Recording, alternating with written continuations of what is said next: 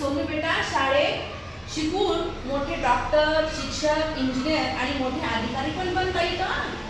वा, शाळा इतकी सुंदर आहे, म्हणून उद्यापासूनच जाणार.